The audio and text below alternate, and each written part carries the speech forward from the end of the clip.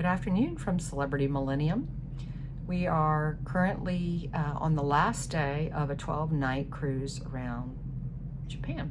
And I thought I'd do a quick review of the Celebrity Millennium and this 12-night cruise around Japan. It's called the Best of Japan. And the Millennium is the oldest celebrity ship in their fleet.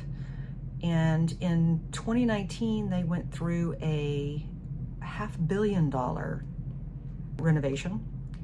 And it is actually quite nice. I've been on the Edge and I've been on several other celebrity ships, and this is actually quite a nice renovation, and they've just modernized it.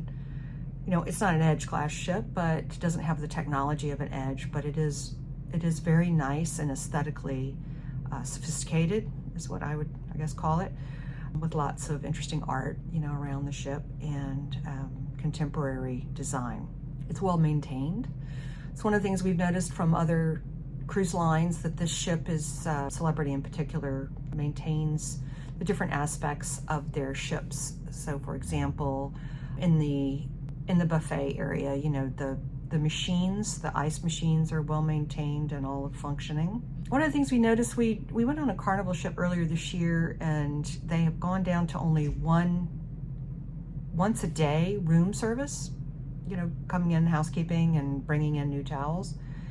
And it didn't bother us that much, but now that we're on Celebrity, the twice a day room cleaning and new towels fresh every day is really nice. And I really do like that. And the turn down service in the evening with chocolates, you know, on your pillow is really nice. Around the pool area, one of my favorite things about a celebrity ship is the atrium area, the enclosed pool and hot tub area. And I went to it almost every day on this cruise. Especially, we got a couple of days of rain, including today. This morning we had rain. It's really nice to have that indoor pool area, solarium, I believe they call it. There are plenty of loungers. It's one of the things I noticed on the decks, and they all have nice folded towels on them, which is nice.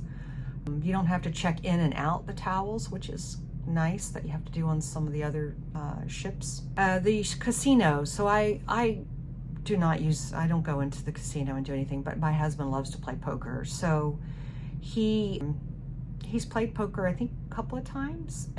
When you're on the cruise around Japan, you can only open the casino in international waters. So there's only been a couple of times when the casino's opened.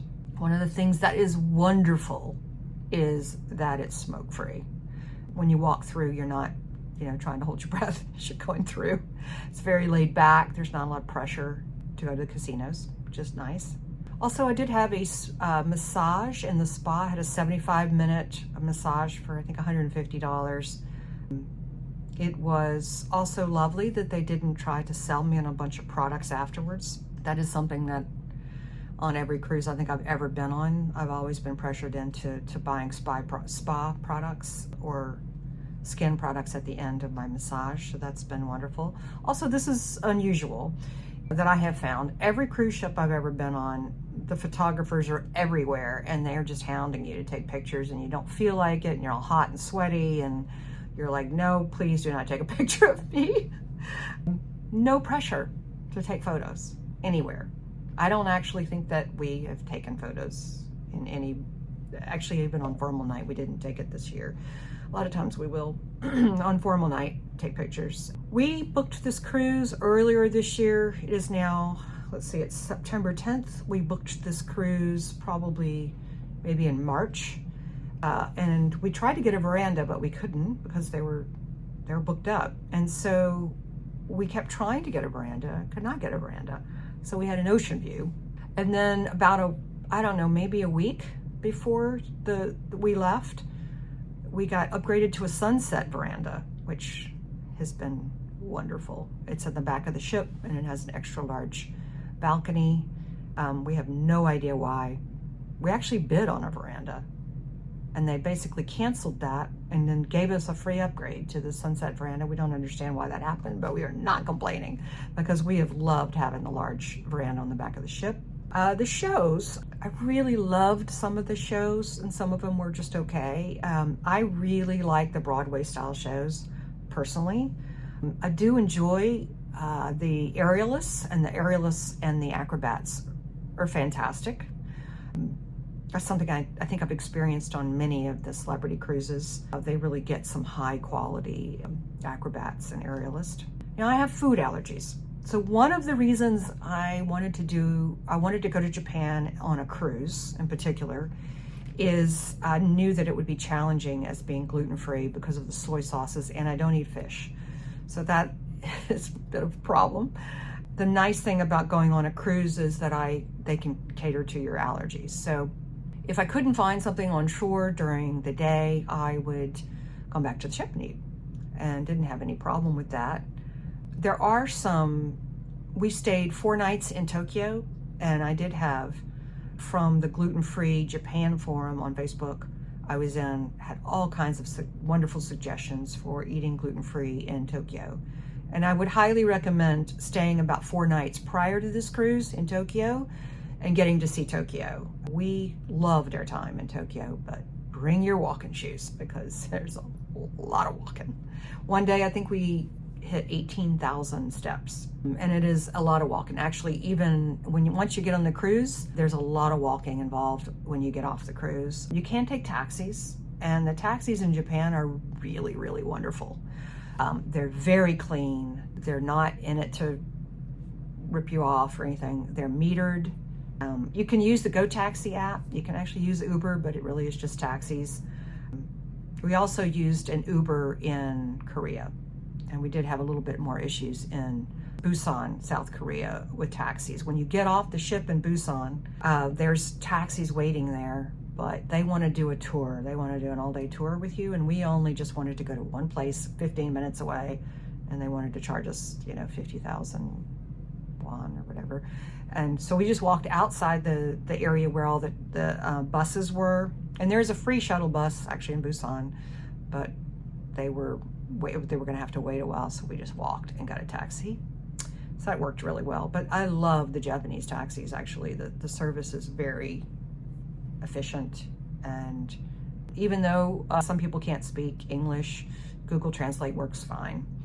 Hadn't had any trouble with taxis in Japan at all.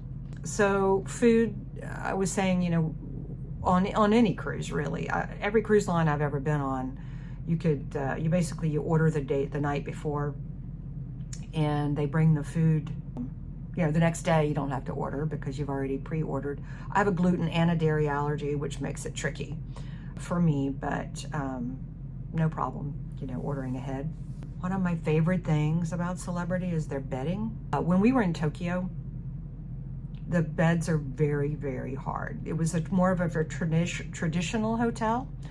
It was based on Japanese tea culture, which I thought was really kind of cool and unique. The room was very small, but the bed was probably the most uncomfortable bed I've slept on, maybe in my entire life. Some of our bodies hurt, literally hurt. We got massages, basically because our bodies were in so much pain from sleeping on those beds. So the beds on Celebrity and the pillows are just wonderful. So comfortable. We have slept so well on this ship. Really have. Can only say good things about it. Our favorite stop, and what I would recommend, is you stop in the port of Osaka, and then you have to take a train to Kyoto, or you can take a ship. We didn't do any ship excursions. As a matter of fact, the only one that's even close is today. I'm actually doing what they call a ship excursion on the ship, and I'm doing the kimono dressing.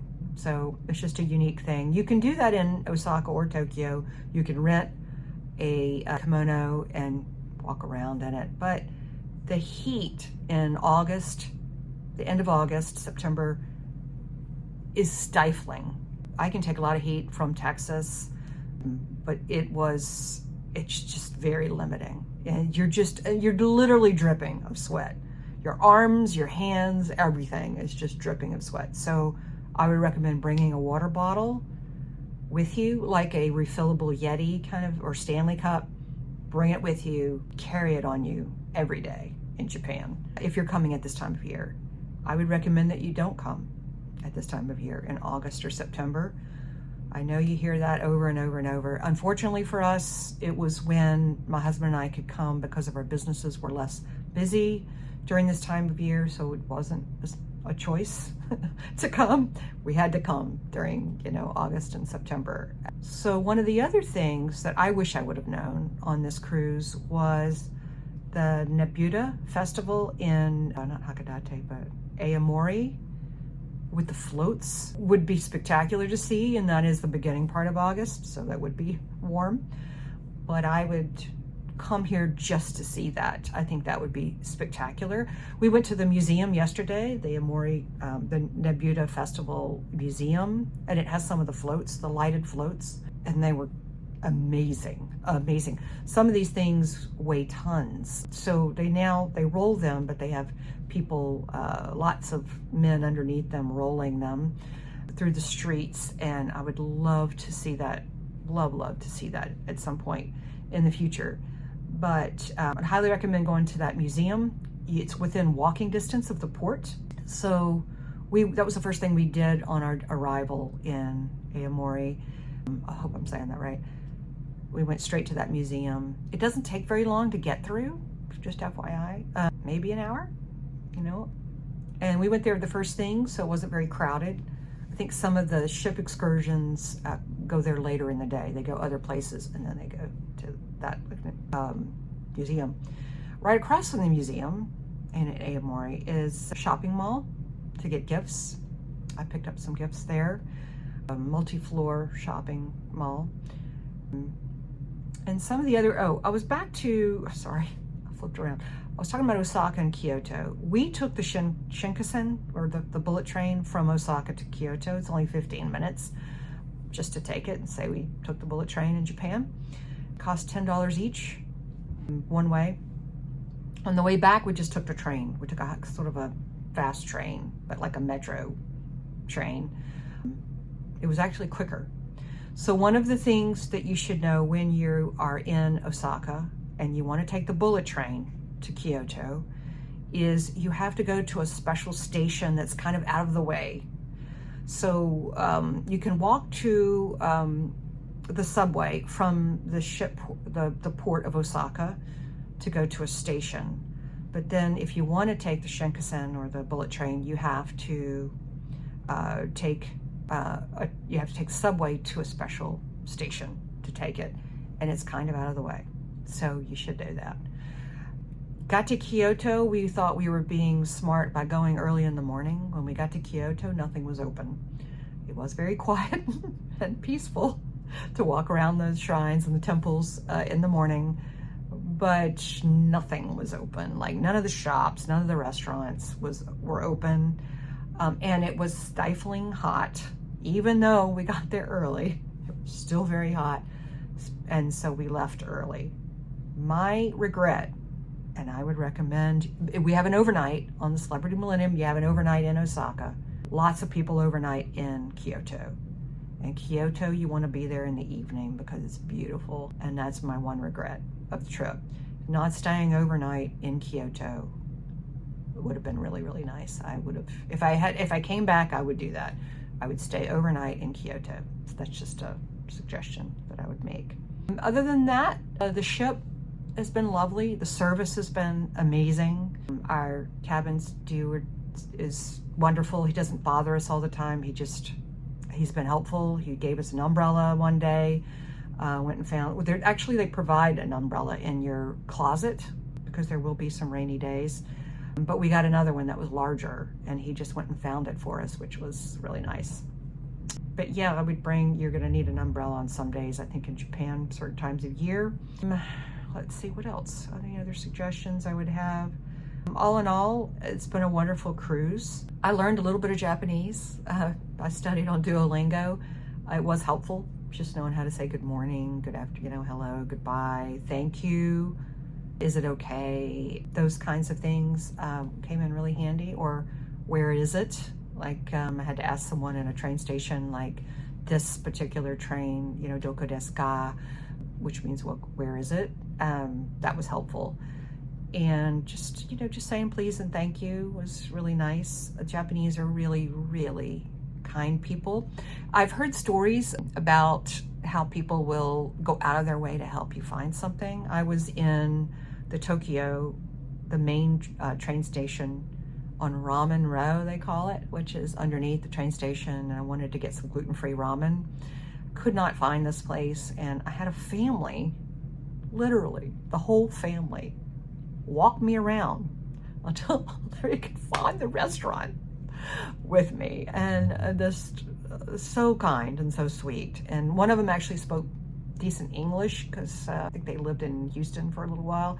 So I had a nice conversation while we were walking around trying to find this restaurant. It was just super nice. And that wasn't the only time. That was the most extreme version, where they were waiting on somebody and they got up and found this restaurant, which was not even where they were sitting, near where they were sitting. But also I had someone who could not speak any English, who I asked how to get to the ship, back to the ship, walked me there to the place where I needed to go. Just amazing.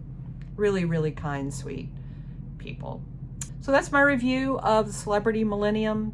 I highly recommend this cruise if you want to go to Japan and you're nervous about the language or the food, that kind of thing. It's a great cruise to come on. It's a great way to see Japan. And yeah, Celebrity is one of my favorite cruise lines. So that's my review. Hope it helps.